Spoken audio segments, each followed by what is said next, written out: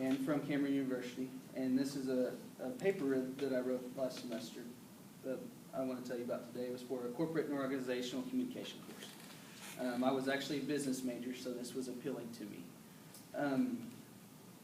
So we all know or have heard of rumors about possible maybe mystery meats in foods that maybe were served at establishments like fast food restaurants.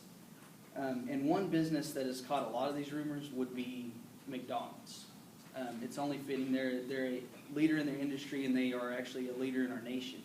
So they have caught a lot of these rumors, just maybe for the fact that they are in the public spotlight. They're being looked at pretty critically by the public.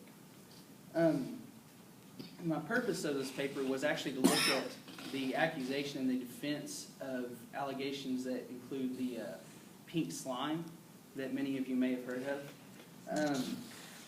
And I actually went out and was able to find there were two main accusations recently dealing with possible pink slime being put into McDonald's products. So there's one accusation that was a little bit further back that was actually pretty legitimate. We have one Jamie Oliver. He's a chef and food activist that in his show, Jamie Oliver's Food Revolution on ABC, came out and showed this substance, this really gross looking substance that was supposedly being put into their beef products. And it turned out to be true. What he was calling pink slime, though, is an ammonium hydroxide treated boneless lean beef trimmings. So it's these spare parts off the cow that they're treating with this ammonium hydroxide and they're using in their products. And they were doing this. And in 2011, they totally discontinued use of this product because of the public outcry. Now, it's important to understand that though it seems gross, it sounds gross, the actual effects of this were never actually, there was no shown negative effects of using such product, other than it just seemed gross. But the second accusation has sort of maybe spawned out of this and been more recent, is that there's been this myth of pink slime going around. And it has really came out of the big part of it being a picture. I don't know if any of you saw this, but there was a picture going around the news and social media and the internet that showed this substance. It really looked like, I thought, something off of the movie Ghostbusters, or like strawberry ice cream, and they said this nasty paste stuff is going into McDonald's foods. And I'll tell you that that was untrue. And what I did is I looked at their defenses of this. The framework that I used for this, I actually looked at the accusation and the defense very critically. But I'm going to focus on the defense right here.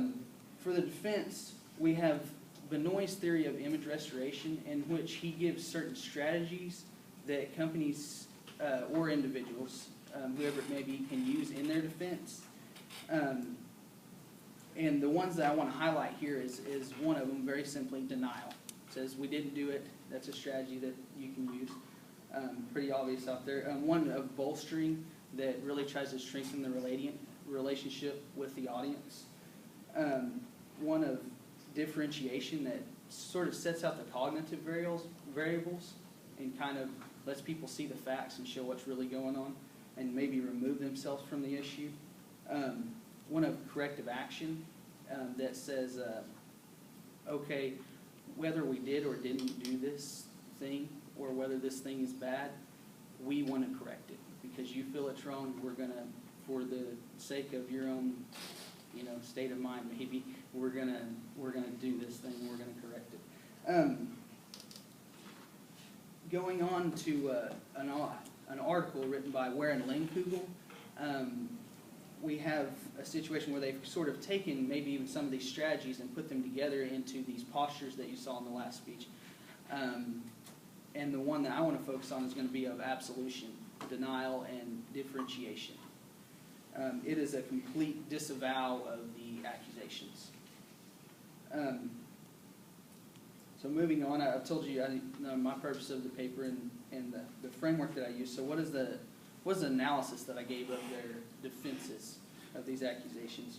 Well, to accusation one, as I sort of alluded to earlier, is in the Jamie Oliver situation. they used corrective action. In 2011, they said, we're not going to use it any longer. That's simply what they did. It was said, it was done deal. So now this new issue comes up. It's being passed around the internet, on the news even. And what they've done about this is pretty interesting. Recently, they've come out with a whole section of their website titled, Our Food, Your Questions. And in this, they try to answer any and all questions about their food products and try to put to rest any rumors. And they're still adding to it to this day. This is an ongoing defense. And what I focused on was, as I really looked at the videos that they put on there, that they try to show what's going on in the production of their foods. And it's interesting that they used Grant Imahara, who is a former Mythbuster that many of you will probably know, and they were hoping that people would have a connection with, to go into these factories and show what is going on in the production. So like there's a video about the chicken McNuggets, they go through and they show, and actually they're not even just using actual chicken, which for some reason people were surprised of, but they were using like good parts of the chicken. They were using only white meat. They were using the breast and the rib meat and the tenderloin meat out of the chicken and some skin for flavor, but they weren't even using the legs, which is kind of odd. People were expecting beaks and claws and bones and whatever else into this mixture. And so it's pretty surprising to watch, and they go through these videos. And the techniques that they use in those videos, of course, they include, one of them is that of bolstering. They really try to strengthen their relationship. They've already brought in this Mythbuster, people like him, people respect him, so they sort of have that relationship there. But also they've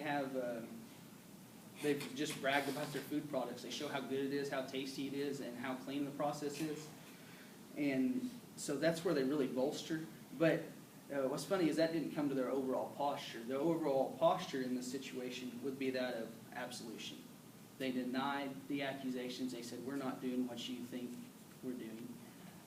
And they differentiated themselves from it. They set out the facts. They're really opening the doors, and they removed themselves from the issue.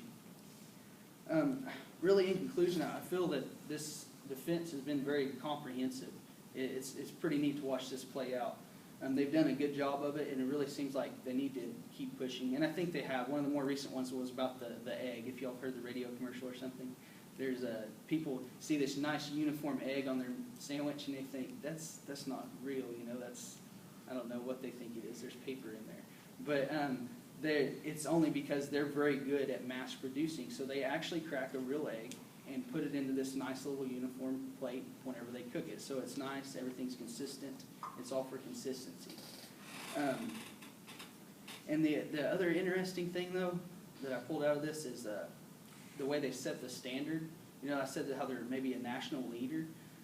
They've showed how these businesses with today's media can really be very transparent. They can open the doors, people can come in and see exactly what's going on.